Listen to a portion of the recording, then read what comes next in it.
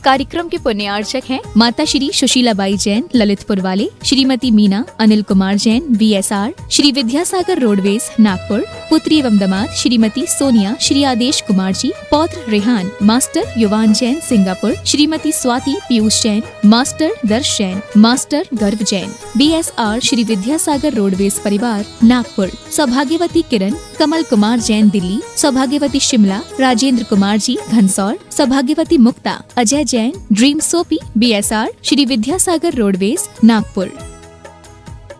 स्वर्गीय श्री धीरज मल जी भगवान दास जी कटारिया स्वतंत्रता सेनानी एवं स्वर्गीय सौभाग्यवती गजराबाई धीरज मल जी कटारिया धर्मानुरागी की स्मृति में श्री अजित जी व सौभाग्यवती रेखा अजित कटारिया, सौभाग्यवती आरती, सौभाग्यवती भारती, सौभाग्यवती कल्याणी अहमदनगर निवासी, श्री अनिल जी सौभाग्यवती पुष्पा अनिल कटारिया, शीतल व सौभाग्यवती दीप्ति, चिरंजीव हर्ष, चिरंजीव जिया, सुयोग व सौभाग्यवती स्वीटी, चिरंजीव यश अहमदनगर निवासी, श्री सुनील कुमार जी व सौभाग्यवती सविता सुनील कुमार कटारिया, सुमित व सौभाग्यवती रुचिता, कुमारी सिया गुड़िया चिरंजीव नमित व सौभाग्यवती श्रुति पुणे निवासी, श्री नंद कुमार जी सौभाग्यवती वर्षा नंद कुमार कटारिया, सौभाग्यवती नम्रता नीरज औरंगाबाद निवासी, फर्म नंद कुमार एजेंसीज पुणे अहमदनगर। आदरणीय परम पूज्य पिताश्री दशम प्रतिमा धारक समाधिस्थ डॉक्टर नेमीचंद के पाटनी पाचोर महाराष्ट्र के चतुर्थ समाधि स्मृति दिन 4 नवंबर 2018 निमित्त सादर संत शिरोमणि 108 परम पूज्य आचार्य श्री विद्यासागर जी गुरुदेव एवं सत्संग के आशीर्वाद तथा विशेष प्रेरणा मार्गदर्शन परम पूज्य 108 मुनि श्री प्रमाण सागर जी, परम पूज्य 108 मुनि श्री अक्षय सागर जी सत्संग एवं आचार्य श्री विशुद्ध सागर जी महाराज की प्रेरणा एवं सानिध्य में सफल समाधि प्राप्ति स्मृत्यर्थ तथा परम पूज्य 108 संत शिरोमणि आचार्य श्री विद्यासागर जी गुरुदेव की नवदा भक्ति की प्राप्ति 28 मई 2022 की प्रभावना हेतु सादर द्वारा डॉक्टर पद्मा सुंदरी N पाटनी तथा परिवार महाराष्ट्र।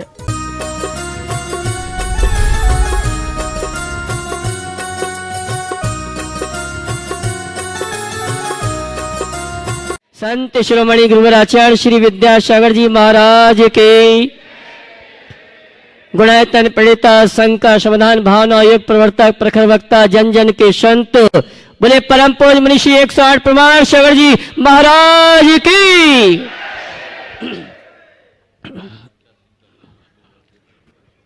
तीर्थराज शंभी शिखर की तलहटी में स्थित आत्म विकास का दिव्य सदन, जैन सिद्धांतों की वैज्ञानिक प्रयोगशाला, जहां बोलेगा समोसरण और जहां पंचायतन शैली में अद्भुत अतिशयकारी जिनालय ज्ञान मंदिर का निर्माण हो रहा है। ऐसे गुणायतन से आइए हम और आप टीवी चैनल का बहुचर्चित विश्व विख्यात संघ का समाधान का कार्यक्रम प्रारंभ करें। उसके पूर्व गुणायतन और श्री सेवायतन परिवार आपका सायंकालीन संघ का समाधान के पावन अवसर पर हार्दिक अभिनंदन स्वागत करता है। चलते हैं प्रतिदिन की भांति हम और आप जिनवाणी चैनल, पारस चैनल, प्रमाणिक ऐप के माध्यम से जो इस कार्यक्रम को देख और सुन रहे हैं और पूरे भारतवर्ष से जो श्रावक श्राविका यहाँ पर उपस्थित हैं उन सभी की ओर से परम पूज्य मुनिवर के श्री चरणों में नमन करते गुरुवंदना का स्वभाव प्राप्त करेंगे और निवेदन करेंगे आज के सायंकालीन संघ का समाधान के कार्यक्रम के लिए सभी हाथ जोड़ लें और नमन करेंगे। बोलेंगे हे मुनिवर नमोस्तु, हे गुरुवर नमोस्तु, हे मुनिवर नमोस्तु। आइए हम और आप सायंकालीन वेला में टीवी चैनल का बहुचर्चित विश्व विख्यात संघ का समाधान का कार्यक्रम प्रारंभ करें। उसके पूर्व मैं उन सुधी श्रावकों के नामों की घोषणा करूंगा जिन्होंने आज गुणायतन से जुड़ने का अवसर सौभाग्य प्राप्त किया है और मैं चाहूंगा अगर यहाँ पर उपस्थित हैं तो अपने स्थान में खड़े होकर गुरुवंदना का सौभाग्य प्राप्त करेंगे और कैमरा में सभी को कवर करेंगे। जिन्होंने निर्माण निधि के रूप में जोड़ने का सौभाग्य प्राप्त किया है श्री मनीष कुमार पुत्र स्वर्गीय राजेंद्र कुमार शाह, आशीष कुमार जी पुत्र किरीट कुमार जी शाह अहमदाबाद अगर उपस्थित है अपने स्थान में खड़े होकर गुरुवंदना का सौभाग्य प्राप्त करेंगे। श्रीमान विवेक जी, विजय कुमार जी वाडकर करंडवारी, निर्जला चांदवाड़, श्री अशोक जी चांदवाड़ झालरा पाटन, श्रीमान नितिन जी, नम्रता जी, शुभम जी, नव्या जी, जितेंद्र जी, नीलू जी राजनांदगांव जोरदार तालियों से का सम्मान करें। इसी क्रम में निर्माण शारथी के रूप में श्रीमती शारदा देवी जैन महावीर गंज भिंड यूपी और जिन्होंने निर्माण मित्र के रूप में जुड़ने का सौभाग्य प्राप्त किया है, और निर्माण शारथी श्रीमान शारदा जी देवी हमारे श्रीमान संरक्षक मार्गदर्शक श्री भूपेन जी के भाई के माध्यम से यहाँ गुणायतन से जुड़ी है। जोरदार तालियों से उनका सम्मान करें। दूर है बस। और निर्माण मित्र के रूप में गुणायतन से संबद्ध हुए हैं श्रीमती चंद्रकांता जी, श्री बीरन जी जैन इंदौर, श्री अरुण कुमार जी जैन शशि जैन मुरादाबाद। जोरदार तालियों से इनका सम्मान करें। और जिन्होंने गुणायतन में श्रमदान देने का अवसर सौभाग्य प्राप्त किया है, श्रीमती पद्मा श्री प्रशांत साहेब पुणे, श्री हेमंत खुशबू गंगवाल वड़ी सादरी, अभिजीत प्रदीप साहेब पुणे, इन सभी के लिए जोरदार ताली बजाकर उनका सम्मान करें। और आइए शंका समाधान का कार्यक्रम हम और आप प्रारंभ कर रहे हैं। सर्वप्रथम आज की शंका लेकर आ रहे हैं श्रीमान ऋषि जी विशाल जी और उनके समस्त साथी धुलियान। उसके बाद तैयार रहेंगे डॉक्टर, और मैं सम्मान से आमंत्रित करूंगा, वे आएंगे मंच पे परम पूज्य मुनिवर के श्री चरणों में नमन करते गुरुवंदना का सौभाग्य प्राप्त करेंगे। और उनके सम्मान के लिए श्रीमान हरीश जी गुणायतन ट्रस्टी दिल्ली वालों को आमंत्रित करूंगा, वे आए और श्रीमान ऋषि जी विशाल जी उनका सम्मान का कार्यक्रम संपन्न करें। और इसके पास तैयार रहेंगे डॉक्टर श्री बीरचंद जी विनीता जी अग्रवाल जैन बनारस गुणायतन ट्रस्टी। हरी जी सम्मान कर रहे हैं हमारे श्रीमान ऋषि जी विशाल जी का। जोरदार तालियों से उनका सम्मान करें। और आज के शंका समाधान का प्रथम प्रश्न लेकर आ रहे हैं श्रीमान ऋषि जी विशाल जी धुलियान। चलिए प्रथम प्रश्न के लिए मैं डॉक्टर श्री वीरचंद जी विनीता जी अग्रवाल बनारस गुणायतन ट्रस्टी वे आएंगे। उसके बाद तैयार रहेंगे सूत्रधार श्रीमान राजेश जी रजनी जी भारेल जबलपुर। गुरुवर के चरणों में कोटि कोटि नमन। हे गुरुवर, हम सब ने आपके प्रवचन से जाना कि हम गृहस्थ भी अपने कर्मों की निर्जरा कर सकते हैं। आपने अक्सर बताया कि जिन पूजा दान सहजता व बहुत सी धार्मिक आचरण करने से हम अपने कर्मों का क्षय कर सकते हैं। तो इसी संदर्भ में आप और विस्तार से बताएं कि हम और क्या क्या क्रियाएं कर रहे हैं जिससे कर्म निर्जरा हो सकती है। साथ में एक प्रश्न और भी है कि आप अक्सर प्रवचन में कहते हैं कि जब प्रभु का दर्शन करो तो श्रावक को चाहिए कि भावना बाए कि हे प्रभु हम आप जैसा बन जाएं।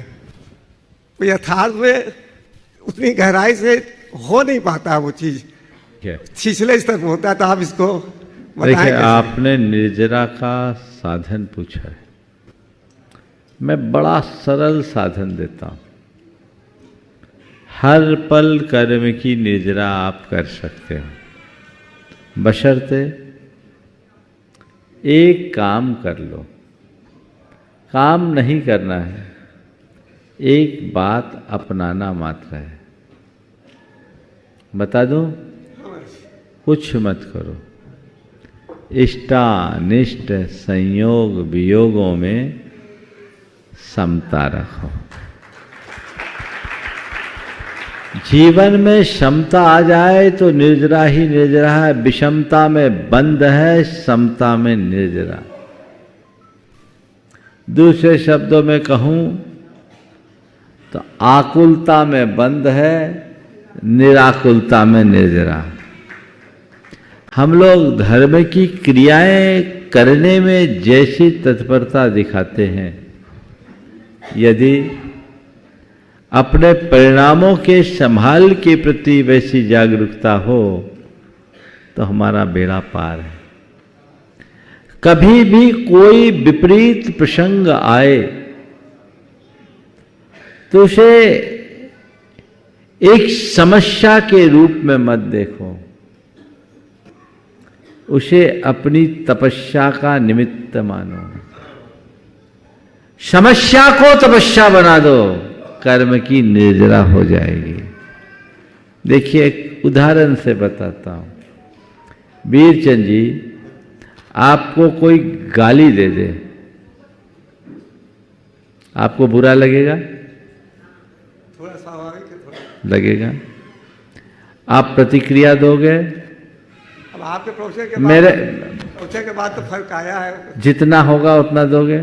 थोड़ा बुरा लगना ही अपने आप में प्रतिक्रिया है, और उसकी प्रतिक्रिया प्रकट करना उसका उभरावा रूप है। अगर सामने वाले ने कितनी भी गाली दी, आपने अनसुना किया, तो आपके कर्म की निर्जरा होगी कि नहीं होगी? होगी महाराज। गाली उसने दी, मेरे लिए एक प्रतिकूल निमित्त बना, उसके पीछे मेरा कोई कर्म था जिससे प्रेरित होकर वो मेरे साथ ऐसा व्यवहार किया, और मैंने उस पर ध्यान नहीं दिया, मैं उससे अप्रभावित रहा, सहजता से ले लिया, कर्म का निमित्त यूं ही निष्फल होकर चला गया, मेरा वो कर्म झड़ गया। है ना निर्जरा का कर्म? तो एक केवल छोटा सा उदाहरण है। प्रत्येक व्यवहार में मनुष्य यदि जीवन का ये मंत्र साध ले कि मुझे सहज रहना है और क्षमता रखनी है, तो उसके आनंद में कभी खलल आएगा ही नहीं। हर पल आनंदित होगा और कर्म की निर्जरा का सौभाग्य पाएगा। समझ गए? तो अब कोशिश कीजिए समता रखने की, व्यवहार में अभिमान और आसक्ति को गलाने की। हमारे मन में पलने वाला अभिमान और हमारे चित्त की आसक्ति, ये हमें बहुत परेशान करती है। इन्हें जीते, यही अगर देखा जाए तो धर्म का अंतरंग रूप है। शास्त्रीय शब्दों में कहूं तो राग देश को मंद करो। जितना प्रबल राग उतना अधिक बंध, और राग द्वेष पर जितना निरंतर उतना अधिक निर्द्वंद। समझिए? चलिए। सूत्रधार श्रीमान राजेश जी, रजनी जी भारल, जबलपुर। उसके बाद तैयार रहेंगे श्रीमान यश जी जैन अपने समस्त तीर्थयात्रियों के साथ गौतम नगर, मुंबई। महाराज जी, मैं और मेरे समस्त परिवार की ओर से आपके श्री चरणों में बारंबार नमोस्तु। महाराज जी, मेरी एक छोटी सी शंका थी। जब हमको कोई आशीर्वाद या बद्दुआ देता है तो उसके हमारे जीवन में क्या सच में कोई प्रभाव पड़ता है, और अगर पड़ता है तो किस तरीके से प्रभाव पड़ता है? देखो, मानो तो पड़ता, ना मानो तो नहीं पड़ता। समझिए? अगर आशीर्वाद और बद्दुआ का सवाल है, आशीर्वाद तो बहुत लोग लेते हैं, पर हर किसी पर आशीर्वाद का प्रभाव नहीं पड़ता। किस पर पड़ता है? जो मानते हैं उन पर पड़ता है, और जो नहीं मानते उन पर नहीं पड़ता। समझ गए? तो मानोगे तो पड़ेगा, नहीं मानने पर नहीं पड़ेगा। समझे? हम लोग बहुत लोगों को आशीर्वाद देते हैं। आशीर्वाद का असर कम, आपकी श्रद्धा प्रेरित ग्राहकता का असर ज्यादा पड़ता है। तो आप कितनी श्रद्धा से उसे ग्रहण कर रहे हो। इसी तरह कोई हमें कितनी भी बद्दुआ दे, तुम पर कोई असर नहीं पड़ेगा जब तक कि तुम उससे प्रभावित ना हो। ऐसे आशीर्वाद से लाभ और बद्दुआ से नुकसान होने लगे तो न जाने आशीर्वादों से कितने बड़े बड़े चमत्कार हो जाते, और बद्दुआओं से धरती का ही बंटाधार हो जाता। तो ये बातें नहीं है, इनको हमें समझ करके चलना चाहिए। ठीक है? गौतम नगर, मुंबई निवासी श्रीमान यश जी जैन। उसके बाद तैयार रहेंगे श्रीमान। देखो, आशीर्वाद क्या काम करता है, एक उदाहरण सुनाता हूं। एक राजा का राज खोया।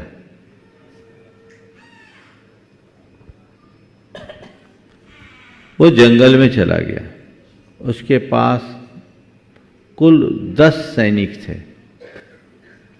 अपनी रक्षा के निमित्त जंगल में विचरण कर रहा था। इसी मध्य उसे किसी संत के दर्शन हो। उसने संत के समक्ष अपनी व्यथा प्रकट की और पूछा, गुरुदेव आशीर्वाद दो। कहा, गुरुदेव आशीर्वाद दो, किसी भी तरह से मैं अपने खोए हुए राज्य को प्राप्त कर लूं। संत ने कहा, ठीक है, मैं आशीर्वाद देता हूं और तू राज्य को पाएगा कि नहीं पाएगा उसका निर्णय अभी होता है। मेरे पास एक चमत्कारिक सिक्का है, मैं उसे उछालता हूं तो हेड या टेल बोलना, निर्णय अभी हो जाएगा।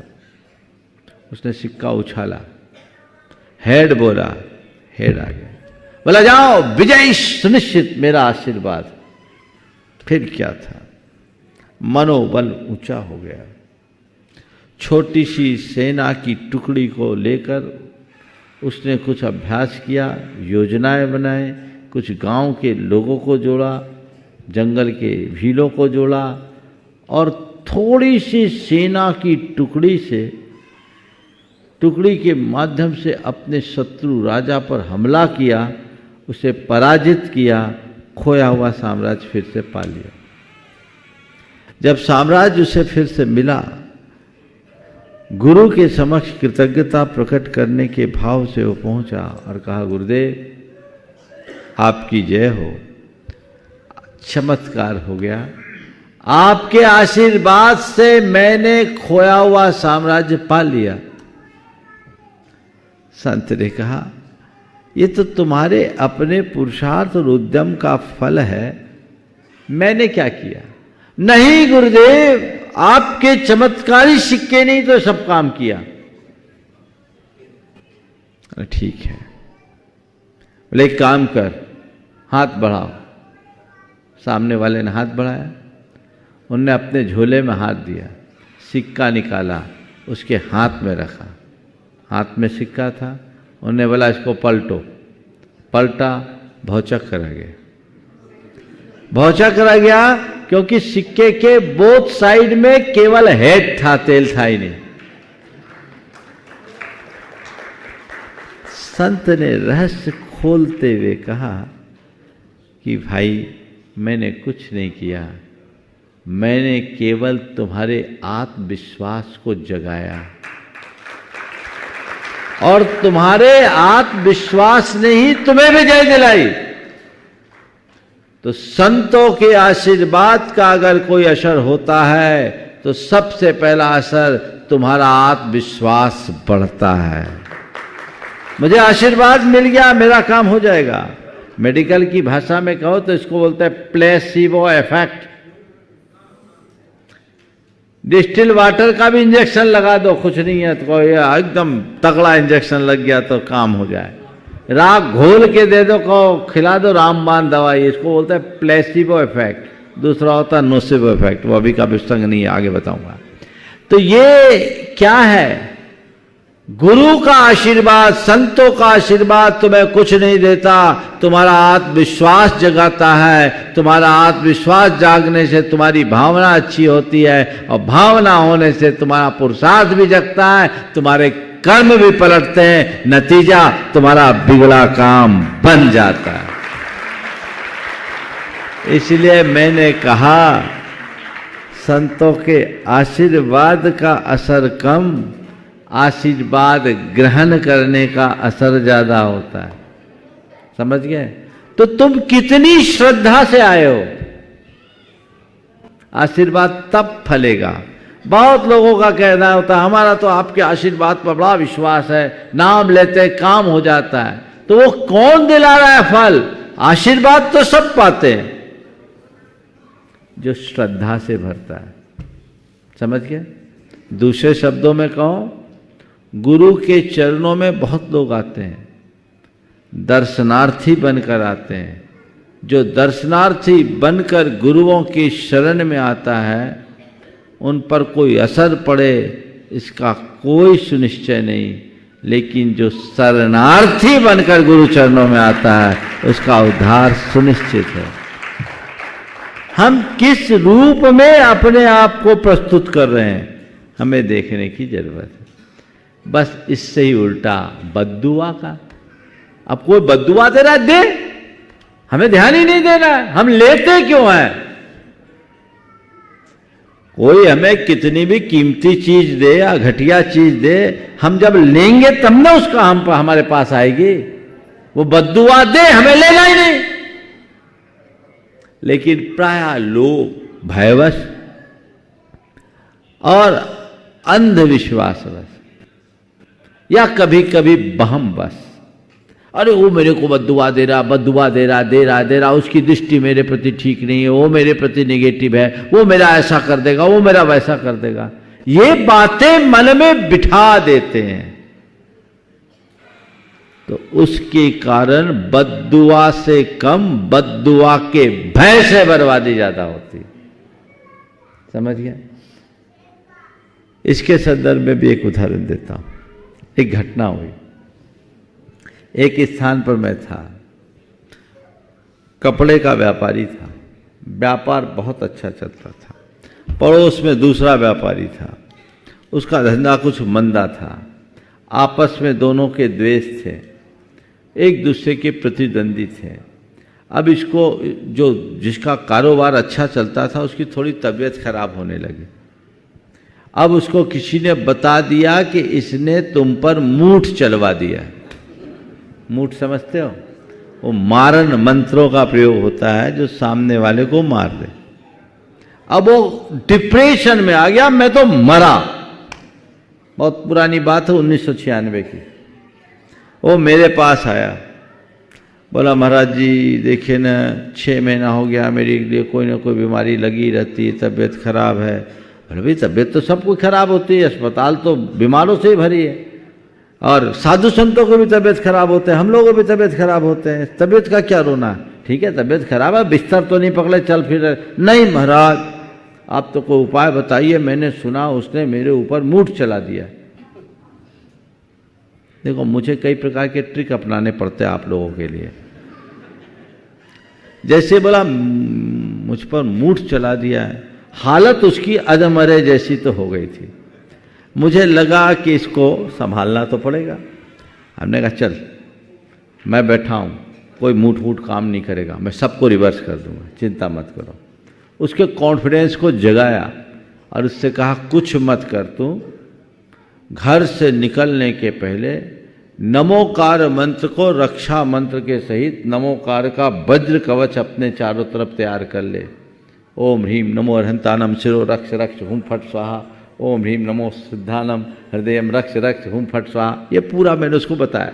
बोले पूरे बॉडी के चारों तरफ तुम एक धारणा बनाओ कि मेरे चारों तरफ सुरक्षा कवच तैयार हो गया है और मुझ पर गुरु का आशीर्वाद बरस गया है। बोले महाराज जी इससे क्या? बोले भरोसा है मुझ पर? बोले है। बोले जा कुछ नहीं होगा। 1996 से 2022 से 26 बरस हो गया, बंदा आज भी सुरक्षित है। और नहीं तो पता नहीं वो मर ही जाता, और मूठ का पता नहीं है। तो अंधविश्वासी नहीं आत्मविश्वासी बनिए, बहमी नहीं यथार्थ दृष्टा बनिए, तब आपको ये सब बातें प्रभावित ही नहीं करेगी। तो कोई बद्दुआ दे, हमें बद्दुआ लेना नहीं है। जीवन में याद रखो, किसी का आशीर्वाद हो तो आशीर्वाद लेना है, और कोई आशीर्वाद का पात्र हो तो जी भर कर आशीर्वाद देना है। कोई कितनी भी बद्दुआ दे उधर देखना नहीं है, और जीवन में तय कर लो किसी को बद्दुआ देना नहीं है। अगर ऐसी बात सोचेंगे तो सब कुछ ठीक होगा। श्रीमान यश जी गौतम नगर मुंबई, उसके बाद तैयार रहेंगे गणतंत्र ट्रस्टी श्रीमान प्रमोद जी, श्रीमती मीना जी, शास्त्री परिवार कटनी। महाराज जी मेरा यह प्रश्न था,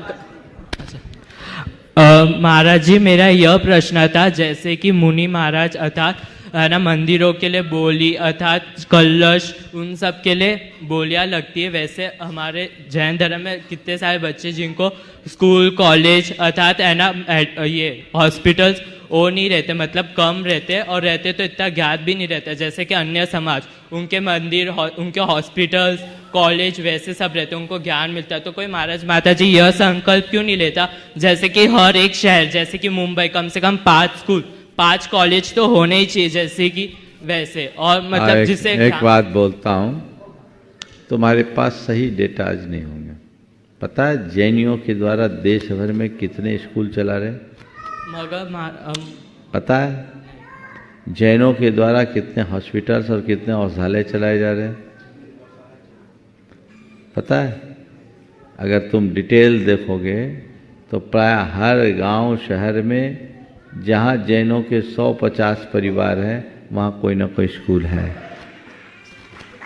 औषधालय है, अस्पताल है। अगर तुलनात्मक रूप से देखें तो जनसंख्या के अनुपात से जैनों के द्वारा बहुत अधिक जन कल्याणकारी कार्य किए जाते रहे हैं और आज भी करते हैं। तुम ये बोलोगे कि आज के हिसाब के स्कूल कॉलेज क्यों नहीं खोले जा रहे, है ना? खोलना चाहिए, लेकिन मैं तुमसे कहता हूँ आज के समय में मेडिकल और एजुकेशन एक इंडस्ट्री बन गई है, समझ गए? इसको चैरिटेबल तरीके से चलाना एक बड़ी चुनौती है, इसको इंडस्ट्री के लेवल पर ही चलाना पड़ता है। तो आज भी बहुत सारे जैन लोग हैं जो एजुकेशन इंस्टीट्यूट चला रहे हैं, मेडिकल इंस्टीट्यूट चला रहे हैं, और वहाँ इंस्टीट्यूट चला करके चैरिटी कर रहे हैं, बहुत तो गरीबों का उद्धार करते हैं। आप उसको देखो, उन्हें प्रमोट करो, तो जैनों के संस्कार में जनहित की भावना रहती है, उस भावना को जगाओ। मेरे संपर्क में ऐसे बहुत सारे डॉक्टर्स हैं और बहुत सारे हॉस्पिटल के संचालक हैं जो गरीबों के मसीहा हैं। वो दिखता नहीं है, दिख रहा है कि इनका जो है प्रोफेशनल व्यावसायिक इंस्टीट्यूट है, लेकिन वो व्यवसाय करते हुए भी जनहित के कार्य कर रहे हैं। तो हम ऐसे कार्यों के लिए हमेशा तत्पर रहना चाहिए। ठीक है? श्रीमान प्रमोद जी, मीरा जी, शास्त्री परिवार कटनी गुणायतन ट्रस्टी। गुरुदेव के चरणों में शास्त्री परिवार का अनंत कोटि नमोस्तु। गुरु कलाओं की ऊंची उड़ान आप भरते हो, आगम विधि अनुसार शंका समाधान करते हो। प्रखर वक्ता सी प्रवचन शैली है आपकी गुरुवर, आत्म तत्व पर पैनी नजर आप रखते हो। न रागी हो न देशी हो, समता भाव रखते हो। नमन करता हूँ गुरुवर के चरणों मात रखता हूँ। नमोस्तु गुरुदेव, आपके चरणों में अनंत कोटि नमोस्तु। प्रश्न है गुरुवर कि क्या भरोसा है जिंदगी का, क्या भरोसा है जिंदगी का। इंसान बुलबुला है पानी का, जी रहे हैं कपड़े बदल बदल कर। एक दिन एक कपड़े में ले जाएंगे कंधे बदल बदल कर। गुरुदेव, हम ऐसा क्या करें कि हम कपड़े सरी का अपना स्वभाव न बदलें और ना ही कंधे वालों सरी का अपना व्यवहार बदलें, अपने जीवन। कपड़े शरीर का न स्वभाव बदले और न ही कंधे बदलने वालों का स्वभाव व्यवहार बदले। व्यवहार। मैं तो एक बात बोलता हूँ, इन सब को अगर ठीक तरीके से जीना है तो एक मंत्र अपना लो, शरीर को अपना कपड़ा मान लो और ये सोच लो कि एक कपड़े की तरह शरीर चला हुआ है। जैसे कपड़े बदले जाते हैं वैसे ही शरीर बदला जाता है, और शरीर के साथ इस संसार में जो भी है वो परिवर्तनशील है, भीतर जो है वही अपरिवर्तित है, वह मैं हूं। तो कपड़े बदले चाहे कंधे, हमें कोई फर्क नहीं पड़ेगा। समझ गए? मिश्री राजी गुना की ये बहुत अच्छी पंक्तियाँ, आगे आगे अपनी अर्थी के मैं गाता रहूं। सिद्ध नाम सत्य है, अरहंत नाम सत्य है। समझ गए? तो ये हमारे भीतर का जो तत्व है वो मुझे देखना है। ये ऊपर का चोला है, भीतर का शाश्वत तत्व मैं हूँ। जिस व्यक्ति के हृदय में आत्मा का वास्तविक ज्ञान प्रकट हो जाता है, फिर उसके लिए इन सब बातों का कोई फर्क नहीं पड़ता। वो तो समझता है ये तो केवल ऊपर की बातें हैं। और बहुत अच्छी पंक्तियां हैं गोपाल दास नीरज की। सच में देखो तो कोई मरता नहीं भाई, केवल शक्ल की चोली बदला करती है। संगीत बदलता नहीं किसी भी सरगम का, केवल गायक की बोली बदला करती है। जय हो, जय हो। तो उस तत्व को समझे और उस सत्य को समझे जिसका साक्षात्कार करके जीवन को आगे बढ़ाया जाए। नमोस्तु गुरु। और आइए चलते हैं, हम उस व्यक्तित्व को आमंत्रित करेंगे जिन्होंने हमारे समाज को गौरवान्वित किया है। उनके परिचय और उनके सम्मान के लिए मैं आमंत्रित करूंगा हमारे गुणायतन के सीओ साहब श्रीमान सुभाष जी। तालियां तो बजाइए आप लोग। गुरुदेव के चरणों में शत नमन।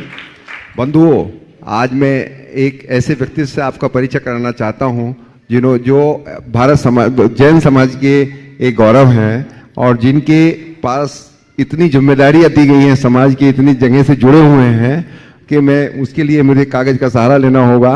आप नेशनल रोड सेफ्टी काउंसिल के मेंबर हैं और चाणक्य IAS एकेडमी के vice president, all India welfare society के president, Uday India weekly magazine है जो कई भाषाओं में निकलती है, उसके bureau chief, national adviser safety professionals association of India, state president हैं इंद्रप्रस्थ प्रेस क्लब के, और जैन ग्रुप के CMD हैं जो मुख्यतः कपड़े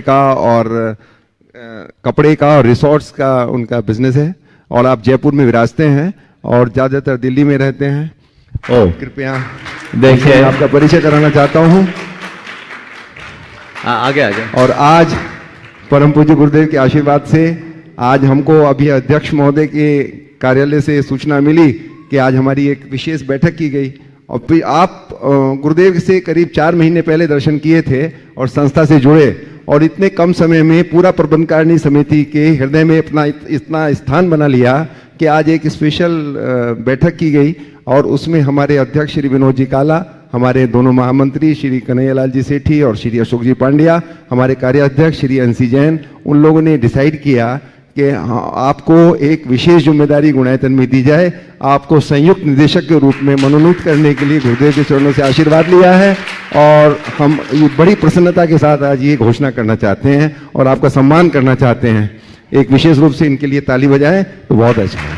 देखिए, मैं निर्मल जी के बारे में बोलना चाहूँगा। छोटा सा कद है पर व्यक्तित्व बड़ा है। इन्होंने जिस तरह की अपनी एक पहचान बनाई है वो पूरे समाज के लिए बहुत ही गौरव का विषय है। इनके जितने भी परिचय दिए गए वो तो इनका बाहरी परिचय है।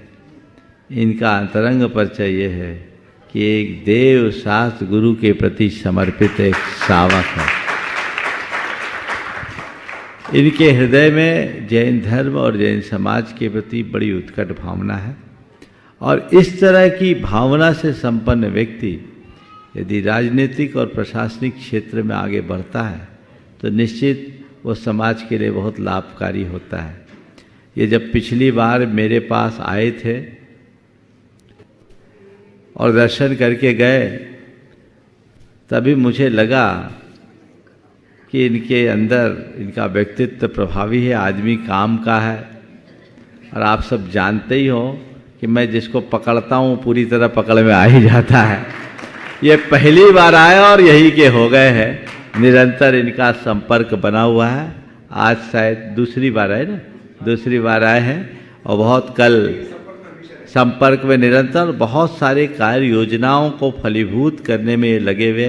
कल के डेलीगेशन में भी इनकी बड़ी महत्वपूर्ण भूमिका थी।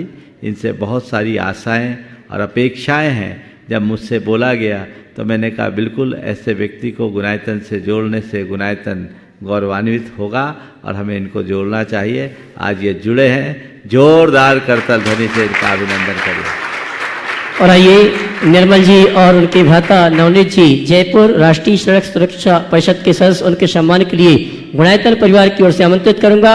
श्रीमणी संरक्षक मार्गदर्शक श्री भूपेन जी हुमड़ मुंबई, श्रीमान सुनील जी सीओ साहब गुणायतन देहरादून और श्रीमान सुभाष जी सीओ साहब गुणायतन, ये सभी आएंगे। हमारे सम्माननीय राष्ट्रीय सड़क सुरक्षा परिषद के सदस्य श्री निर्मल कुमार जी और उनके भ्राता नवनीत जी का सम्मान गुणायतन परिवार की ओर से करेंगे। और मैं चाहूंगा ऐसे व्यक्तित्व के लिए जोरदार ताली बजाकर इनका सम्मान करें।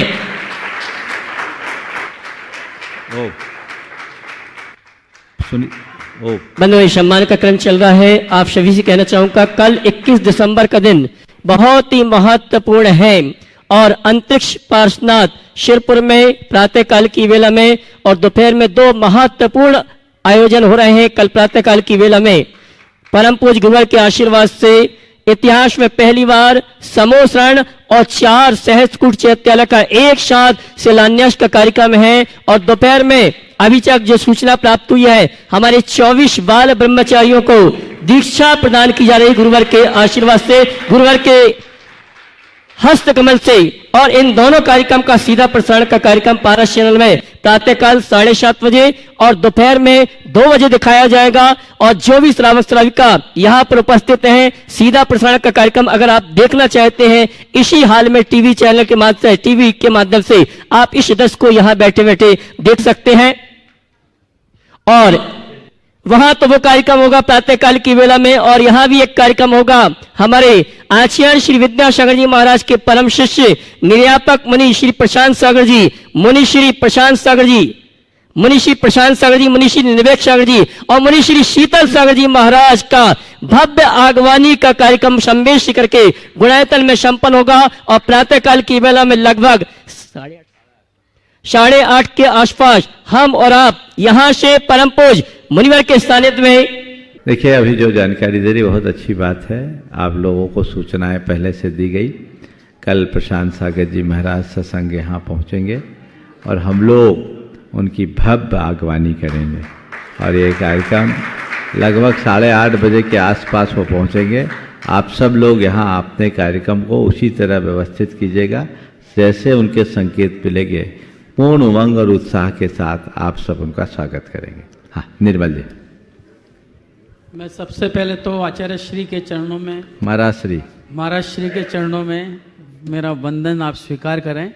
और आप सबके सामने मैं एक बहुत बड़ा रहस्य उद्घाटन कर रहा हूँ। वो ये कर रहा हूँ कि मेरे को एक बार राजनाथ सिंह जी ने जरूर कहा था कि तुम समाज के काम में जाते हो क्या, लेकिन इतनी व्यस्तता। बाकी मैं आपको बोल सकता हूँ कि मैं जैन धर्म के हिसाब से चलता हूँ, नित्य नियम मंदिर जाके ही भोजन करता हूँ, रात्रि भोजन नहीं करता, जो मैं कर सकता हूँ।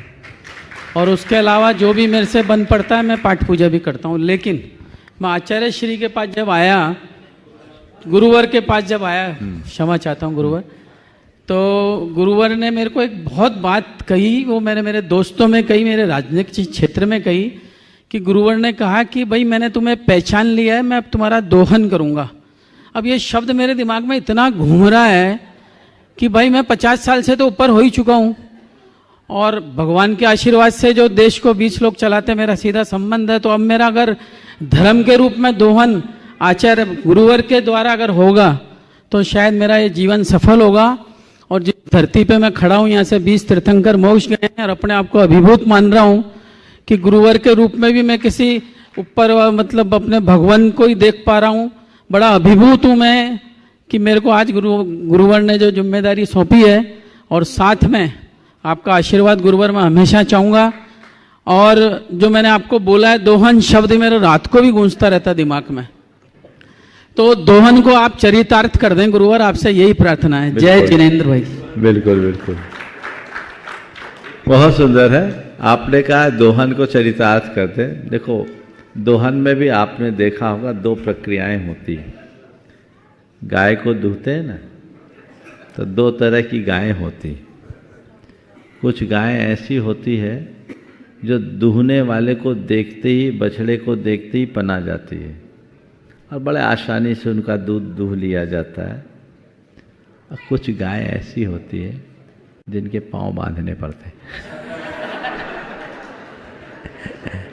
मुझे मालूम है कि निर्मल भाई पहले वाले गाय है, दूसरी नहीं, और भरपूर दूध है। और चिंता मत करना, यहाँ दूहने वाला भी इतना कुशल है, जो लात मारने वाले हैं वो भी बिना पांव बांधे पांव दूध दे देते हैं। इसलिए चिंता करने की जरूरत नहीं है। हमें एक ही लक्ष्य रखना चाहिए। मैं सभी को निर्मल जी के माध्यम से संदेश देना चाहता हूँ। बहुत दुर्लभता से हमें मनुष्य जीवन मिला, जिनकुल मिला। एक संकल्प लो कि मैं अपने जीवन काल में जितना बन सके अपने समय, शक्ति और संसाधनों का धर्म हित, समाज हित और संस्कृति हित में प्रयोग कर सके। योग हर किसी को मिलता है, प्रयोग कोई बिरला कर पाता है। तो मेरे पास क्या समय है, कितनी शक्ति है, कैसे संसाधन है, इनका मैं क्या प्रयोग कर रहा हूं, ये देखें। यदि हम सदप्रयोग करते हैं तो वही सार्थक होता है, बाकी सब व्यर्थ चला जाता है। तो मेरी तो हमेशा कोशिश रहती है, मैं गुणग्राही दृष्टि रखता हूँ और जिस व्यक्ति के अंदर जो क्वालिटी दिखती है मैं उसे प्रमोट करके उसे उभारने का प्रयास करता हूँ। और एक ही भावना मैं अपने मन में भाता हूँ कि मेरे निमित्त से जिन शासन की जितनी सेवा हो सके वो मैं कर लूँ। और आप सबसे भी कहता हूँ, अपने निमित्त से जितनी जिन शासन की सेवा कर सको तो कर लो, नहीं तो दुनिया तो केवल आनी जानी। और आइए आपकी तालियों के सम्मान के बीच में आमंत्रित करूंगा उन बहनों को जिन्होंने मुनिवर प्रशांत सागर जी महाराज के सत्संग बिहार कराने में सहयोग प्रदान किया। मैं चाहूंगा मंच पे आकर गुरुवंदना का शोभा प्राप्त करें। और अगले प्रश्न के लिए आमंत्रित करूंगा हमारे गुणायतन के श्रोमणी संरक्षक मार्गदर्शक श्री भूपेन जी रेखा जी हुमड़ मुंबई। और उसके बाद तैयार रहेंगी व्रती श्राविका श्रीमती संध्या जी उपकार परिवार सागर। ओ नमोस्तु गुरुदेव, नमोस्तु गुरुवर, नमोस्तु गुरुवर। पूरे हिम्मत समाज, वो परिवार एवं प्रीमियम परिवार की ओर से नमोस्तु नमोस्तु नमोस्तु।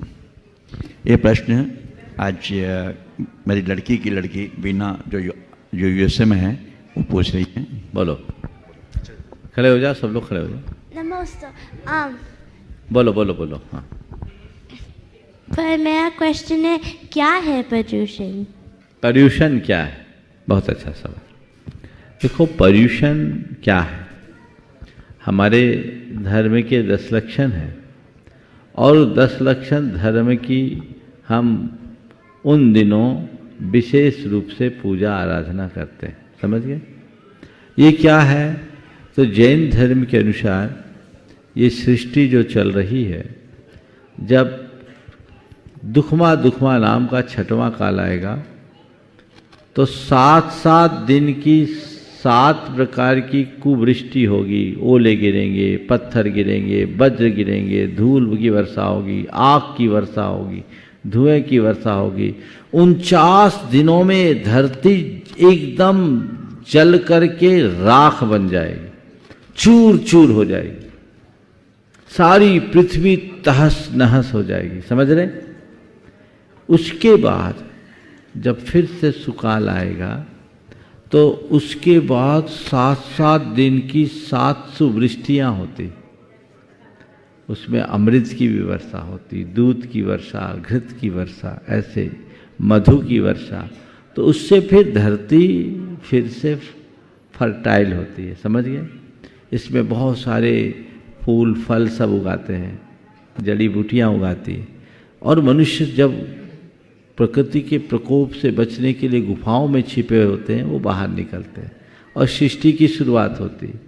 तो ये जो 7 प्रकार की सुवृष्टियाँ हैं वो सावन बदी एकम से प्रारंभ होकर भादो सुदी चौथ तक पूरी होती तो 49 दिन हो जाते। तो हम लोग युग के आरंभ की शुरुआत भगवान की पूजा या धर्म की आराधना से करते हैं, इसलिए 10 दिन 10 धर्म का आराधना करते हैं, समझ गए। इसलिए पर्यूषण को, जिससे पाप का शोषण हो और धर्म का पोषण हो, उसका नाम पर्यूषण है, समझ गए। चलो अगली शंका का समाधान श्रीमती संध्या जी प्राप्त करें। उसके पूर्व में गुणायतन की ओर से विशेष अनुरोध के लिए आमंत्रित कर रहा हूं श्रीमान शिवाजी सियापो साहब गुणायतन देहरादून। सुनील जी से क्षमा करना, श्रीमान सुनील जी सियापो साहब गुणायतन विधान देहरादून। बोलो। नमोस्तु गुरुवर। जितने दर्शक बैठे हैं और जो घर पे बैठे हैं सब सुन रहे हैं प्रोग्राम, उनसे एक निवेदन है कि जब भी कोई दान यहाँ दें या राशि दें यहाँ पर गुणायतन में, तो 2 या 3 दिन में उसकी रसीद जरूर प्राप्त कर लें। जब भी दें उसकी पूरी डिटेल यहाँ भेजें, जिस नंबर पे भेजें उसी से रसीद की डिमांड करें। वैसे तो पहुँच ही जाएगी, हमें डिटेल नहीं होती, रसीद नहीं दे पाते, जिससे वो पैसा हमारा सस्पेंस में पड़ा रहता है। काफ़ी एंट्री हमारे पास ऐसे हैं, फिर हमें उनके लिए उनको याद दिलाना पड़ता, आपकी राशि नहीं आई, ये भिजवाई या नहीं भिजवाई, तब कहीं जाके हमें डिटेल मिलती है। और विशेषता ATG की जो फैसिलिटी लेते हैं, वो साथ में पैन नंबर भी भेजें। पैन नंबर जब तक नहीं आएगी, जितनी बड़ी डिटेल है, हम रसीद नहीं दे पाएंगे, और वो ATG का बेनिफिट उस साल में ले भी नहीं पाएंगे, और उनको रसीद नहीं इशू होगी यहाँ से, और बिना पैन नंबर के रसीद इशू नहीं कर पाते। तो ये सभी से निवेदन है कि जब भी कोई यहाँ जमा कराएं पैसा, उसकी पूरी डिटेल भेजें। नंबर चल रहे हैं स्क्रीन, उन नंबरों पे, ये जो भी नंबर उनका गुणायतन का है उस पर मैसेज करें और हमसे रसीद की डिमांड करें। 2 या 3 दिन हमें दीजिए, उसमें व्हाट्सएप पर रसीद पहुंच जाएगी या मैसेज पहुंच जाएगा, मेल भी पहुंच जाती है ऑटोमेटिक। ये सभी से निवेदन है। नमस्ते। और आइए श्रीमती संध्या जी अपने प्रश्न का समाधान प्राप्त करें। उसके पूर्व आप सभी के लिए सूचना है कि आगामी 28 फरवरी से 8 मार्च तक गुणायतन में पहली बार 108 वें सिद्ध चक्र महामंडल विधान होगा। वो शुद्धि श्रावक हैं जिन्होंने मंडल पुण्यार्पण के पूरे परिवार के साथ तीर्थराज संबेशीकर में सिद्धों की आराधना संतों के सानिध्य में करने का सौभाग्य प्राप्त किया है। मैं आपसे कहना चाहूंगा, एक मंडल की राशि रखेगी 3,11,000 रुपए की, और इसमें परिवार के 8 सदस्यों को बैठने की पात्र है। आवास आदि की संपूर्ण व्यवस्था गुणायतन परिवार द्वारा की जाएगी। और साथ ही इस अनुष्ठान में अगर पूरे परिवार के साथ आप नहीं बैठ पा रहे हैं, तो इंद्र नाड़ी के जोड़े के रूप में बैठ के आप इस अनुष्ठान में सम्मिलित होने का सौभाग्य अवसर प्राप्त कर सकते हैं। इंद्र नाड़ी के जोड़े के लिए 51,000 रुपए की राशि निश्चित की गई है। जो भी इस अनुष्ठान में सम्मिलित होना चाहते हैं, हमारे पारस चैनल, जनवाणी चैनल और प्रमाणिक ऐप में जो नंबर चल रहे हैं, उन नंबरों में संपर्क करके आप अपने मंडल और इंद्र नाड़ी के पद को आरक्षित कर सकते हैं। और इसी क्रम में 22 फरवरी से 27 फरवरी तक गुणायतन में होगा अरिहंत जिन प्रतिमाओं का पंचकाव्य प्रतिष्ठा महामहोत्सव का कार्यक्रम, जिसमें हमारे मूर्ति पुण्यार्चकों के साथ सभी को इसमें बैठने की पात्रता है। जो भी महापात्र के रूप में इस अनुष्ठान में बैठने का सौभाग्य प्राप्त करना चाहते हैं, सामान्य इंद्र नाड़ी के रूप में बैठने का सौभाग्य प्राप्त करना चाहते हैं, उन सभी से आह्वान करना चाहूंगा, आप जो चैनल में नंबर चल रहे हैं, उन नंबरों में संपर्क करके आप महापात्र या सामान्य इंद्र नाड़ी के रूप में बैठ के इस प्रतिष्ठा महोत्सव में सम्मिलित होने का सौभाग्य प्राप्त कर सकते हैं। आगामी आने वाले कुछ दिनों में महापात्रों का चयन होगा। मूर्ति पुण्यार्चक या अन्य जो भी हैं, इस महापात्र के चुनाव में हिस्सा लेके आप महापात्र के रूप में इस अनुष्ठान में सम्मिलित होने का सौभाग्य प्राप्त कर सकते हैं। अगले प्रश्न के लिए श्रीमती संध्या जी, व्रती श्रावक का उपकार परिवार सागर, उसके बाद तैयार रहेंगी। नमोस्तु गुरुदेव, नमोस्तु जगत के सभी जीवों की ओर से नमोस्तु गुरुदेव। हम व्रती जीवन पालन कर रहे हैं, तो अब हमें आगे और क्या क्या सावधानियां रखना चाहिए, कैसे रहना चाहिए, आप हमें मार्गदर्शन करें। व्रतियों को सबसे पहले सावधानी ये रखनी चाहिए कि मेरे व्रत सुरक्षित हों, उनमें अतिचार न लगे। सभी व्रत और उनके अतिचारों को ध्यान में रखना। प्रायः हमारे व्रतीगण अपने व्रतों को केवल अपने खाने पीने तक सीमित कर लेते हैं। खान पान की शुद्धि एक व्रती का लक्षण है, पर व्रती होने का मतलब केवल खाने पाने पीने तक सीमित रहना नहीं। हमें 12 व्रत और उसके अतिचार, इन्हें अच्छे से समझना चाहिए। और उसी के अनुकूल अपना सारा कार्य करना चाहिए। समझ चलिए। और आइए अगले प्रश्न के लिए सम्मान सहित आमंत्रित करूंगा हमारे संघ के मुनि निरापक मुनि शंभो सागर जी महाराज की ग्रस्त अवस्था की माता श्री, उसके बाद तैयारंगी बहन पूजा दीदी भोपाल। नमोस्तु महाराज जी, नमोस्तु महाराज जी। द्रव्य से, गुण से, पर्याय से अनंत भगवान का कैसे चिंतन करें ताकि हम अपने कर्मों की निंदा कर सकें? समाधान। द्रव्य, गुण और पर्याय से अरहंत भगवान के स्वरूप का चिंतन कैसे करें जिससे हमारे कर्मों की निर्जरा हो। बहुत अच्छा सवाल आपने किया है। आचार्य कुंद ने मोह के विनाश के लिए सूत्र दिया, जो जानदि अरहंतम दब्बत गुणत पज्जयते ही सो जानदि अपानम मोहो खलुजादि तत्सलयम। जो अरहंत भगवान को द्रव्य, गुण और पर्याय के माध्यम से जानते हैं वे अपनी आत्मा को जानते हैं और उसके मोह का विनाश होता है। आपने पूछा है द्रव्य, गुण और पर्याय से अरहंत भगवान को हम कैसे जानें, उनका चिंतन कैसे करें। अरहंत प्रभु परमात्मा है, शुद्ध आत्म द्रव्य है। उनके शुद्ध आत्मस्वरूप का जो निर्विकार, घातिया कर्मों से रहित शुद्ध स्वरूप है, चैतन्य स्वरूप है, ज्ञान स्वरूप, सर्वज्ञत्व और सर्वदर्शित्व रूप स्वरूप है, उसका चिंतन करें। अरहंत कोई साधारण आत्मा नहीं है।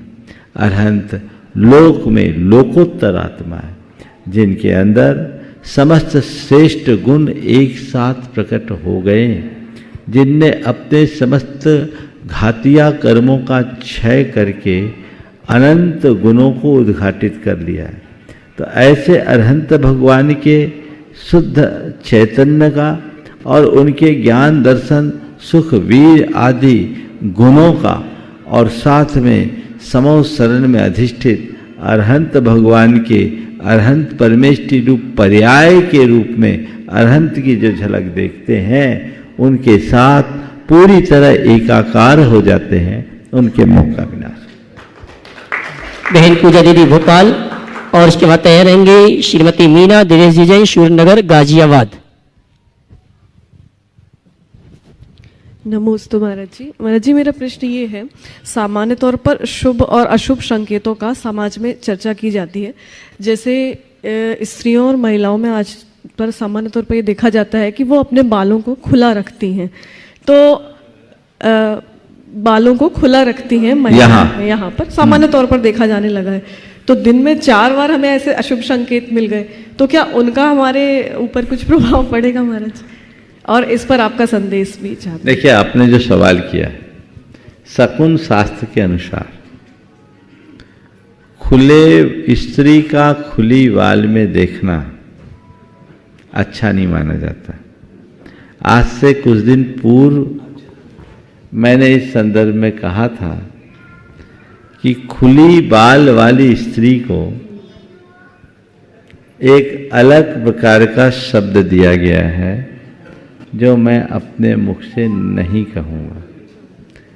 स्त्री बाल तभी खोलती है जब उसके अंदर का कोई प्रचंड रूप प्रकट होता है और अंदर संकल्प लेती है। अब आज का फैशन ही ऐसा हो गया, तो मुझे ऐसा लगता है कि स्त्रियों का संस्करण भी कुछ बदल सा गया है, शायद ऐसा हो। तो जब फैशन हो गया, पहले तो यदा कदा कोई खुले बाल के रखते थे, अब जब आम चलन ही खुले बाल का हो गया तो उसको देख के क्या शकुन। शकुन शास्त्र के अनुसार किसी कार्य के लिए आप जा रहे हैं और खुले बाल की स्त्री आपको सामने से दिख जाए तो विफलता का द्योतक है, समझ गए। और अब तो आम ही वो है, तो मैं यही मानता वो सभी विफल है, अब क्या सफल करने की बात। ये सब बातें शकुन अपशकुन की जितनी भी हैं एक सांकेतिक है, इसको लेकर रूढ़ मत होना। लेकिन फिर भी हमें अपनी मान्य परिपाटी के अनुरूप ही अपना अपनी वेशभूषा और आभरण पहनना चाहिए। उसमें जो आपका मौलिक स्वरूप प्रकट होता है, दिव्य स्वरूप, वो अन्य स्थितियों में नहीं होता, इसलिए हमें इनका ध्यान रखना चाहिए। श्रीमती वीणा जी, देश जी, शिवनगर गाजियाबाद, उसके बाद प्रिया रमेश, आखिरी। हाँ, बोलिए। नमोस्तु गुरुवर, नमोस्तु नमोस्तु नमोस्तु। नमोस्तु गुरुवर, नमोस्तु नमोस्तु। गुरुवर, हमारा प्रश्न यह है कि हम मंदिर जाते हैं और अगर समय कम है तो हम देवशास्त्र गुरु की पूजा कर लेते हैं, मूल नायक की नहीं कर पाते, तो उसमें कोई दोष लगता है क्या? मूल नायक देवशास्त्र गुरु से बाहर है क्या? तो आप अर्घ चढ़ा दो और उन्हीं को हमारे जिस देवशास्त्र गुरु की पूजा कर रहे हैं उनके मूल ये हैं, मान लो, तो बराबर हो सकता है। ठीक है। इसमें कई जन कहते हैं मंदिर में कि मूल नायक की जरूर पूजा करनी चाहिए। जो कहते हैं वो आप उनकी सुनो या हमारी? नहीं नहीं, वो तो नहीं, लेकिन शंका ये है कि समय अभाव के बोल दिया ना, इशारे से समझो। नमोस्तु नमोस्तु। चलिए, आज के सत्र को जैसा आप सबको बताया गया, कल का दिन बहुत महत्वपूर्ण दिन है। सुबह महाराज श्री यहाँ आएंगे, गुरुदेव के सानिध्य में शिलान्यास का कार्यक्रम होगा और मध्याह्न में 2 बजे से दीक्षाएं संपन्न होगी। आप सब आनंद लेंगे। जो वहाँ नहीं जा पा रहे हैं उनको यहाँ पारस चैनल के माध्यम से देखने का अवसर प्राप्त होगा। बोलिए परम पूज्य आचार्य गुरुवर श्री विद्यासागर जी महाराज जी की। बोले परम पूज्य मुनि श्री 108 प्रमाण सागर जी महाराज की।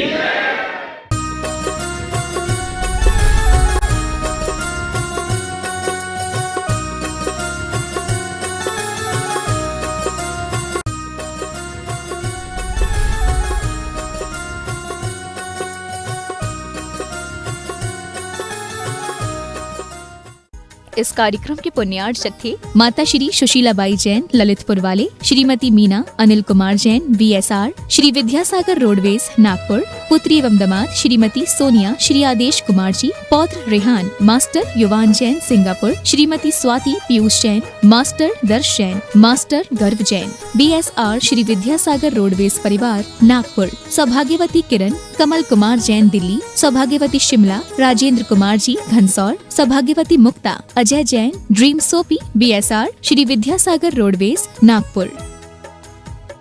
स्वर्गीय श्री धीरज मल जी भगवान दास जी कटारिया स्वतंत्रता सेनानी एवं स्वर्गीय सौभाग्यवती गजराबाई धीरज मल जी कटारिया धर्मानुरागी की स्मृति में श्री अजित जी व सौभाग्यवती रेखा अजित कटारिया, सौभाग्यवती आरती, सौभाग्यवती भारती, सौभाग्यवती कल्याणी अहमदनगर निवासी, श्री अनिल जी सौभाग्यवती पुष्पा अनिल कटारिया, शीतल व सौभाग्यवती दीप्ति, चिरंजीव हर्ष, चिरंजीव जिया, सुयोग व सौभाग्यवती स्वीटी, चिरंजीव यश अहमदनगर निवासी, श्री सुनील कुमार जी व सौभाग्यवती सविता सुनील कुमार कटारिया, सुमित व सौभाग्यवती रुचिता, कुमारी सिया गुड़िया चिरंजीव नमित व सौभाग्यवती श्रुति पुणे निवासी, श्री नंद कुमार जी सौभाग्यवती वर्षा नंद कुमार कटारिया, सौभाग्यवती नम्रता नीरज औरंगाबाद निवासी, फर्म नंद कुमार एजेंसीज पुणे अहमदनगर। आदरणीय परम पूज्य पिताश्री दशम प्रतिमा धारक समाधिस्थ डॉक्टर नेमीचंद के पाटनी पाचोड़ महाराष्ट्र के चतुर्थ समाधि स्मृति दिन 4 नवंबर 2018 निमित्त सादर संत शिरोमणि 108 परम पूज्य आचार्य श्री विद्यासागर श्री गुरुदेव एवं सत्संग के आशीर्वाद तथा विशेष प्रेरणा मार्गदर्शन परम पूज्य 108 मुनि श्री प्रमाण सागर जी, परम पूज्य 108 मुनि श्री अक्षय सागर जी सत्संग एवं आचार्य श्री विशुद्ध सागर जी महाराज की प्रेरणा एवं सानिध्य में सफल समाधि प्राप्ति स्मृत्यर्थ तथा परम पूज्य 108 संत शिरोमणि आचार्य श्री विद्यासागर जी गुरुदेव की नवदा भक्ति की प्राप्ति 28 मई 2022 की प्रभावना हेतु सादर